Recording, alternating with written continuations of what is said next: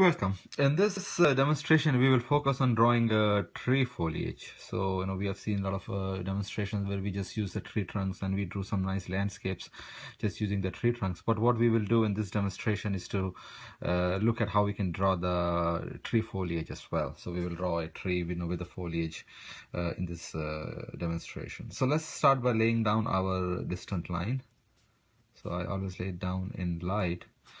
And I will now define few trees over here that will have the foliage. So this is my tree that is a bit closer to the viewer, and then what I do next is to just draw the initial outline of the foliage like this.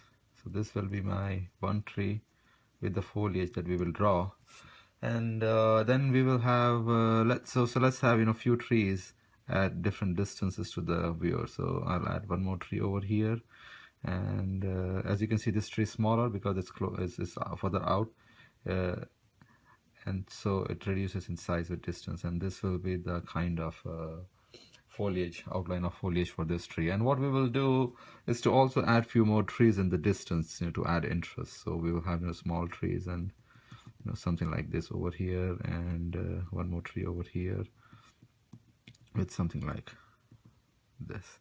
So these are four trees that we have in this simple landscape, and what we will focus on is to texture the trunk and draw the foliage for these trees.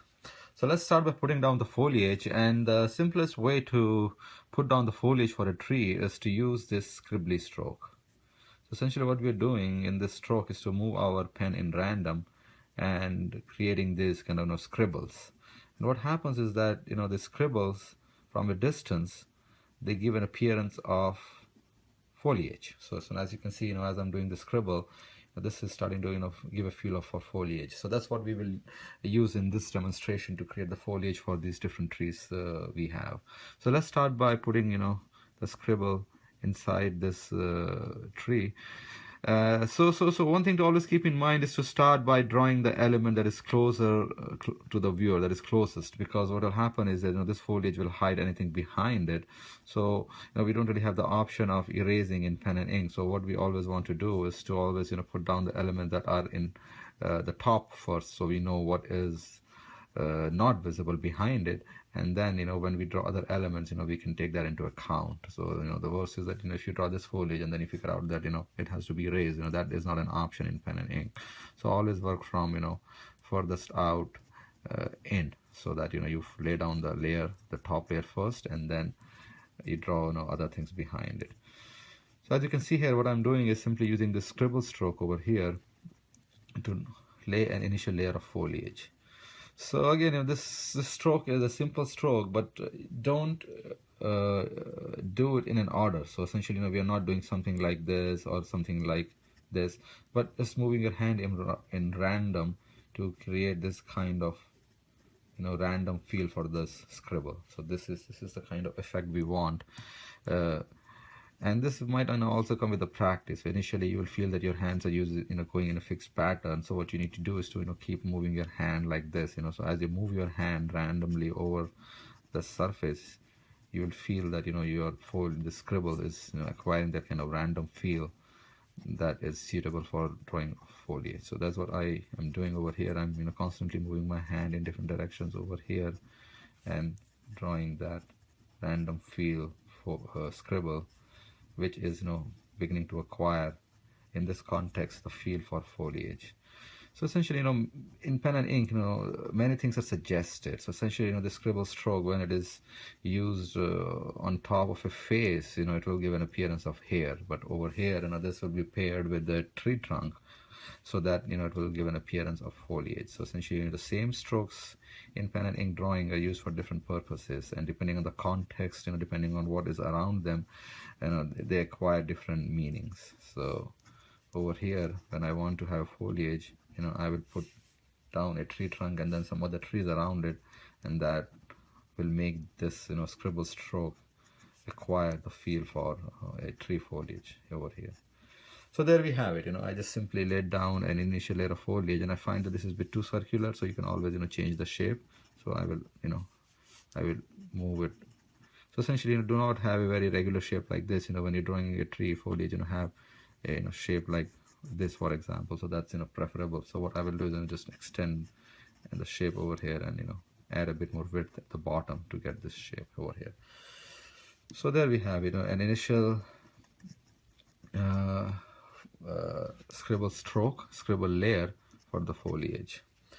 And what we will do next essentially is to introduce some light and dark areas in this foliage to bring out its what is called a roundness. So essentially when you look at a foliage of a tree, it comes in what you call it different masses of foliage like this, right? And what happens is the way you interpret this is by seeing some dark spots and some light spots, and that is what gives a feel of depth or layer to the foliage. So that's what we will do over here. So as you can see, I already have a bit of dark over here, but what I will do is to add a bit more dark. So I will just take some spot and add a bit more dark. Again, add the dark using this random scribble stroke. So essentially you're adding more scribbles to add some dark spot. And remember to add more bigger darks in the center, and as you go out add a bit of smaller darks. So in the edges I have this smaller dark over here, and in the center I can add a bigger dark over here. So what these dark areas do is to give a bit of layered feel for the foliage and add a depth. So in a foliage, when you look at a tree, you will see there are some darker areas. This is where the foliage is a bit less, so that you can see through it. So essentially, this darker and lighter areas are what gives the tree foliage its depth, and we want to present that. So that's what I did. So to have that depth in my foliage, I just added a bit of dark area. So there you can see now how adding those dark are bringing out a bit of depth to our foliage. And always the area where the trunk goes into the foliage is a bit darker, so it's always good to darken that spot. So that's what I am doing over here, to darken that area. And here we have a nice foliage for this tree over here. And then finally I will go ahead and just draw the trunk. And for the trunk I will use these kind of wiggly lines, intersecting horizontal and parallel wiggly lines for my trunk, for drawing the bark texture of my trunk over here. So I draw a wiggly line here, a wiggly line there, and there we have it. And again, to give the feel of roundness to the bark, what you do is you again make one end of the trunk darker than the other. So here what I will do is I will add those same wiggly lines in more density at one end to give it a feel of roundness. So here this is now much darker and this is lighter, and that is giving this trunk a feel of roundness. And then finally I can add some a bit of jagged darkness to the edges to make it a bit more believable. So there we have it. This is how quickly we can draw a tree trunk, give it a bark texture, and then add the foliage over here like this. So there we have it. So again, just use the scribble strokes to add a layer of foliage, and then add a bit of darks, in that foliage to give it, a bit of depth. And we will do the same for other two trees as well. So over here, I will start by again using the same scribble stroke. I will just move my hand in random order. There you can see, how I'm just moving my hand to have a random feel. So just enjoy the process. Keep your hand moving, and try not to create any kind of uniformity in your stroke. So here initially, I have the initial layer, and again, this is not giving any depth because it is more or less uniform. So what I will do is again, add this kind of bit of darkness, spots of dark in this foliage stroke over here, and that will again, bring out the depth in this tree foliage. So again, I will add a bit of dark over here. And again, when you're adding the dark, keep your hands moving. So again, don't over darken one area, but add a bit of darkness and then move. And as do this few times and you gain practice with it, you will start to get a sense of when the foliage is acquiring depth, and then you will know when to stop. So you don't want to over darken it. At the same time, you don't want to leave it too light so that it doesn't, it looks flat. So some of this will come with the practice, right? So as you're practicing and as you're adding more of the stroke, you will feel that the volume come out, and then you will know when to stop. So there, I quickly added the scribble stroke, and then I added some darks over here and maybe a bit over here to bring out the volume in that foliage. And then I will use the same wiggly lines to draw the bark texture for this trunk as well, and making one end darker than the other. So again, I'm just using same stroke but doing more of them in one end to darken that end, and that brings out the roundness of our trunk. So there we have it. So now we have completed the foliage for the two trees and the texture for the trunk, and we will do the same for these trees that are far out in distance. So essentially, it's the same concept. Use the same scribble stroke to define the texture of the foliage, and then add some darks over here. Now what happens is that as the trees grows further out in distance and they become small, we don't really have, for this tree we don't really have that much space to create this light and dark to give it more depth. So essentially, these trees will have a bit more overall, simple or single tone essentially. So, and that will be a bit, so what I like to do is to make them a bit dark, just to give them some feel for depth. But we won't be able to kind of, give them that kind of light and dark that we can give when we have more space for the trees that are up close, and because of which the foliage is bigger. So for this far out trees, we again, just use a scribble stroke and kind of define a bit of darkness in the foliage to give some depth. The other thing to also notice and always you should try to do it, is to give the edges a bit of open, airy feel. So if you want, once you do the scribble, you can also go and add this kind of loops or this kind of small marks, at the edges to make it feel like open airy. So the edges of a foliage, they're always, they have an open airy feel, and the more you do it, the nicer your drawing will appear. So if you do your scribble stroke and you find that you have kind of defined a hard boundary, then just go ahead and add a bit of this kind of loops over here to give it a bit of open airy feel as well. So what I will do next is to again simply draw the trunk of these trees, and for the trunks that are far out and you don't really have space to texture them, use these wiggly lines. What you can do is simply add a bit of darkness, to jagged darkness to one end. So we just add this jagged darkness, and this again at least two tones. So here we have three tones, dark, middle and light, because we have space to do that, we have width to do that. But for the distant tree trunks we don't have that option, so I just simply create darkness in one end, and that at least gives us a feeling of a roundness for the trunk. So that's what we do over here. So there we have it. We simply created these four trees with their foliage for the simple drawing. And next I will draw a kind of distant foliage, and the easiest way to do that is to use these kind of loops.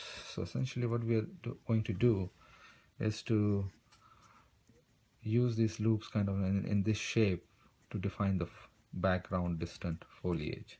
So essentially, when you look at any distant foliage, it grows in a shape like this, and the layers, they also grow in a shape like this. So this is the kind of shape that we will be using, but we do not want to again use like this. This is kind of a very flat outline. We want to give it a bit of foliage feel, and which is why we use kind of loopy lines, and that gives a feel of foliage.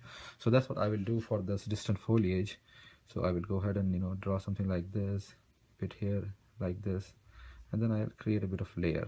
And as you can see, the layers at the top are small, so the bottom is when you have the biggest size, and as you grow, as you add more layers, make them smaller in size. So I will do that over here, here, and a bit of like this. Then I can actually extend the horizontal, the ground line here, and add a bit of distant foliage over here as well.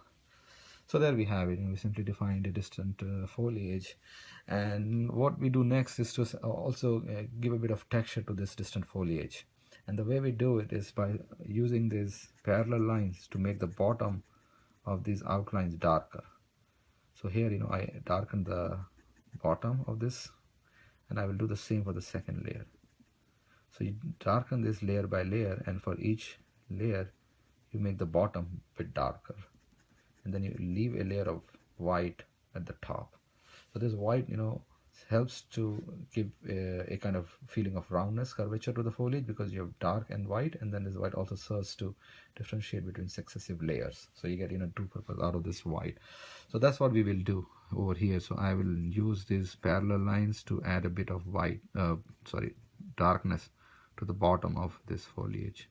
And again, notice that I'm following the outline of this thing. So if there is a foliage like this, then I'm darkening it like this, right along the line, and this loop or this curve that you've defined as an outline of your distant foliage is maintained. So as you can see over here again, this kind of little bit of curve is defined. So I'm not losing that as I am adding the lines.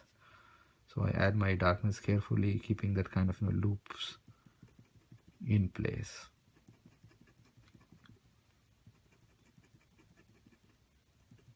And as you can see, as I add, darken one end, this distant foliage also begins to acquire some form. So it's not just flat something in the distance, but it is now becoming to feel a bit, more like a kind of foliage that has a dark part and a lighter part. And this lighter part indicates that it's, part that is towards the sun and is receiving more light, and the darker is the one that is, kind of away from the sun and is a bit darker.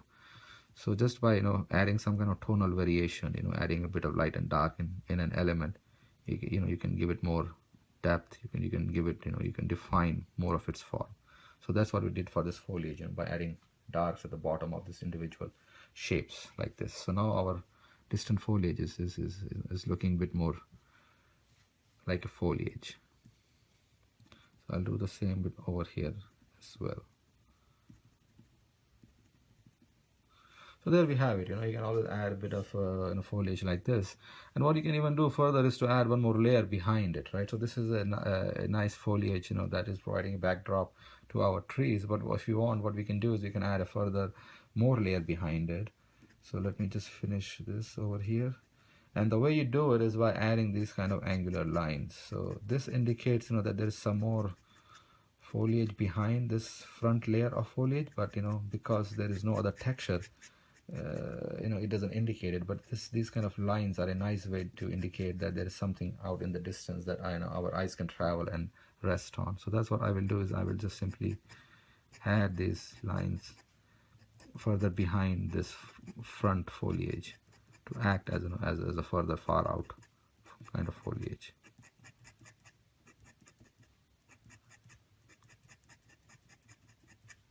So there we have it. So these second layer of foliage acts as a nice backdrop to our drawing. So I always like to use this distant foliage as the ultimate backdrop to the drawing. So the eyes, they will travel, they will look at the tree, they will take in the ground, they will move towards this first layer of foliage, and then finally, they will be able to rest on this distant backdrop foliage. So there we have it. And the final thing that we will do is to essentially define the ground form. So let's start by grounding the trees first, the trunks. So essentially, when you draw a trunk, you want to have a nice grounding of these trunks. And the simplest way to do it is to add some kind of darkness at the point where the trunk meets the ground. And what we do is use these kind of simple strokes, so slightly angular, these lines like this. So this stroke really helps to ground the trunk, because it gives a feeling of some kind of ground cover at the point where the trunk goes in the ground. So that's what we will do, is we'll use this simple small stroke and keep adding it, and here we have it, right? So just by adding these strokes and giving a bit of darkness over here, we feel the ground in the trunk is grounded. The thing to keep in mind is that I'm not just scraping my pen like this, but I'm using this kind of stroke that indicates a grass or something like that to ground the trunk. So again, over here, use this small stroke like this, and there you have it. You grounded that trunk as well. And we'll do the same for this trunk as well over here. And a bit more over here, and this trunk is grounded. And then we can do the same for for this close-up trunk as well. And what we can even do is to add some wildflowers. So to add a wildflower, essentially use a stem like this, draw a flower, essentially a kind of half ellipse, a dot, and then you have the flower stem, and then you ground the stem by using these wiggly lines. So that's what we can do. We will first use a bit of this grass stroke to create some darkness at the base of the trunk to kind of ground it, and then add some more flowers to create a bit more darkness to ground it. So there, I just added a bit of grass at the base of this trunk, and then next I can add some flowers over here. And the good thing is that because this trunk is closer to the viewer, we can use a bigger size for our flowers. So if I want to add some flowers to this trunk over here, I will have to use a much smaller size because this trunk is further out. So you always have to keep in mind that this is a trunk, and the relative size of the trunk and flower should be in relation to each other. So what I will do is add some more flowers over here. So this is a bit tall flower, and what I will do is add some more small flowers over here. So this is how you can just easily add these flowers to the ground to give more interest. And over here, I haven't grounded the stem, so they look a bit odd. So what I will do is just add this kind of small wiggly lines. As you can see, adding these small wiggly lines easily ground these flowers and gives them much nicer appearance. And sometimes, you want to give an indication of that there is a big dense, a lot of flowers around here. But you don't really have space to draw so many flowers. So what you can do is, you can simply draw the stem over here in this spot like this.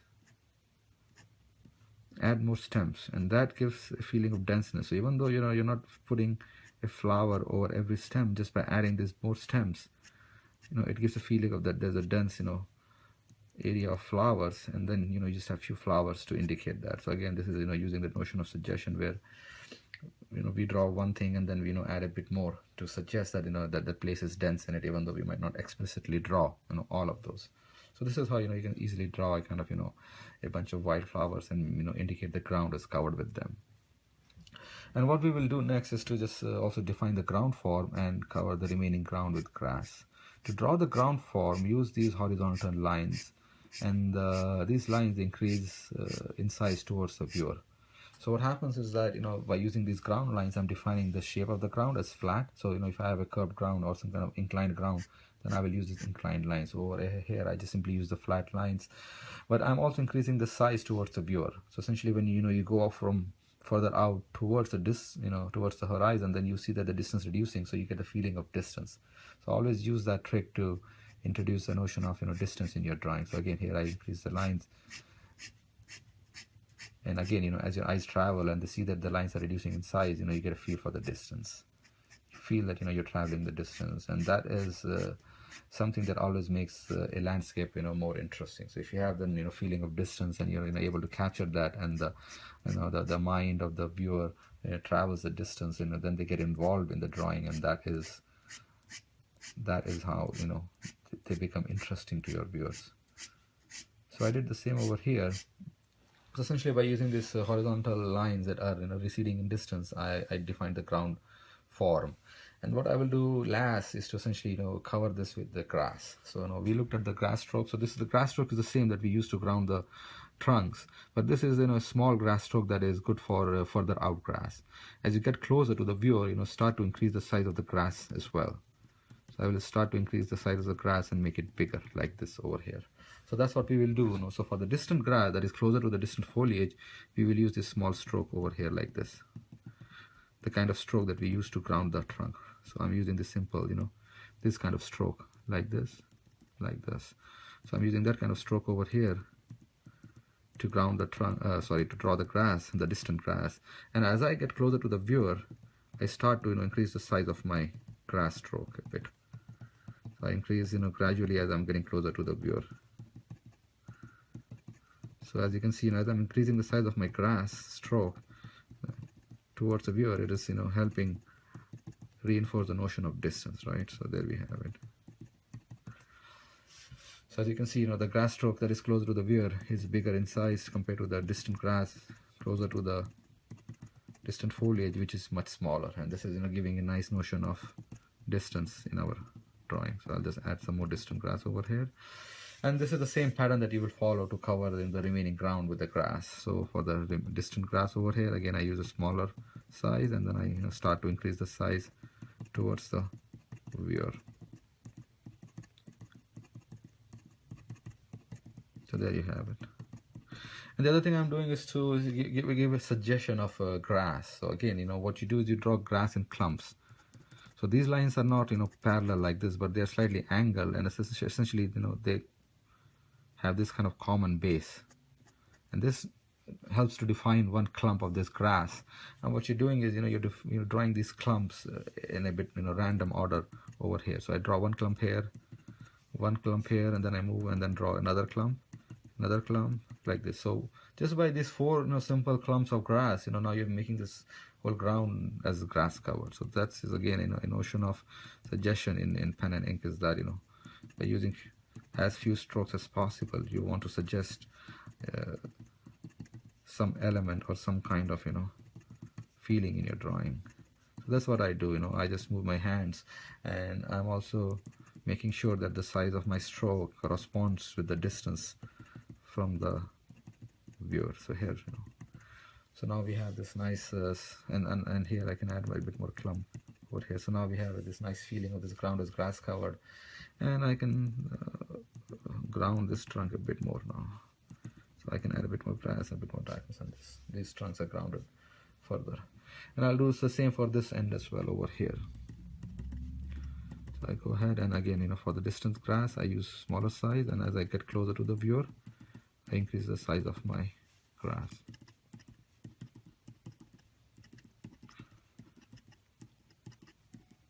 And what we can do in addition is to add some more wildflowers over here in other parts of the ground cover as well to give it more interest. So for example, if I want, I can add some more wildflowers over here as well. Again, it's the same stroke. And what happens is when you add these wildflowers, it starts to acquire a bit of darkness in this area. And then the eyes, they start to see the pattern, and once they see one or two flowers, then they get the feel of this ground area over here is covered with the grass. So that's how it is. So there we have it, just by adding a few of this. And then you can even add a bit more grass at the base of these stems to ground them and add a bit more interest. So I added a bit of flowers, and then I'm also adding a small grass stroke. So essentially, to ground anything, be it stone or trunks or what have you, it's always good to use a small grass stroke to create a darkness, which serves to kind of ground that object. So I'm using that in a bit of small grass stroke to ground these flowers a bit more.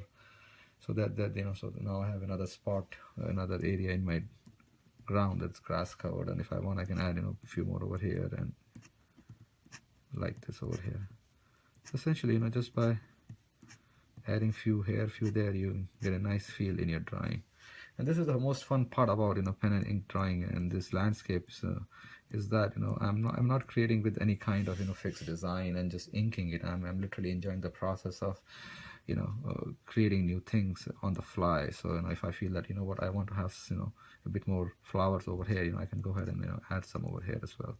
So as you gain more experience, you develop your own taste, and then when you're doing your drawings, you will be able to enjoy just kind of exploring your creativity on the fly and improvising, which really is fun. That's the most important part, at least for me, for these drawings, is that you can sit and you can just kind of play with them, and in the end bring something that you have in mind on paper in front of you.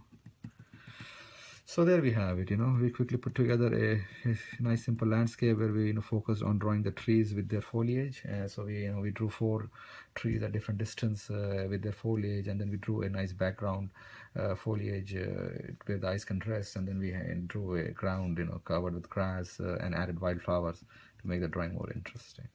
So again, a simple drawing that you can do in under 30 minutes, and yeah, enjoy doing it anytime. Thanks. Bye bye.